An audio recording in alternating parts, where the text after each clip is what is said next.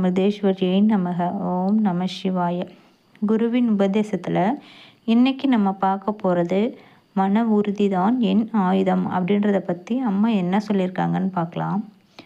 உறுதியான முடிவை எடுக்கிறது வாழ்க்கையின் மிக முக்கியமான திருப்புமுனை. என்ன நடந்தாலும் நான் மகிழ்ச்சியாக இருப்பேன், நான் வலிமையாக இருப்பேன், கடவுள் எப்போதும் என்னுடன் இருக்கிறார் அப்படின்ற எண்ணம் மனசில் ஆழமாக பதிஞ்சா எந்த சோதனையும் நம்மளை உடைக்க முடியாது. வாழ்க்கையில் துன்பங்களும் தோல்விகளும் இயல்பாக வரும். ஆனால் அதை ஏற்றுக்கிட்டு அதிலிருந்து கற்றுக்கிட்டு முன்னே சொல்கிற அந்த மனப்பாங்கு இருந்துச்சு அப்படின்னா நம்மளோட உள்ளம் அமைதியாகும்.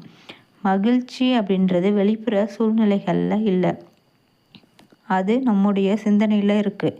வலிமை அப்படின்றது அழுகையை மறைக்கிறது கிடையாது, விழுந்த பின்னாடியும் மீண்டும் எழுந்து நடக்கிறது. கடவுள் எப்போதும் என்னுடன் இருக்கிறார் அப்படின்ற நம்பிக்கை நமக்கு பயத்தை நம்பிக்கையாகவும் கவலையை தைரியமாகவும் மாற்றும் சக்தி கொண்டது.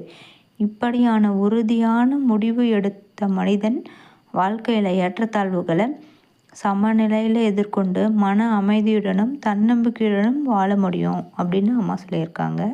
வாழ்க வளமுடன். ஆத்ம கோடி இறை நன்றிகள்.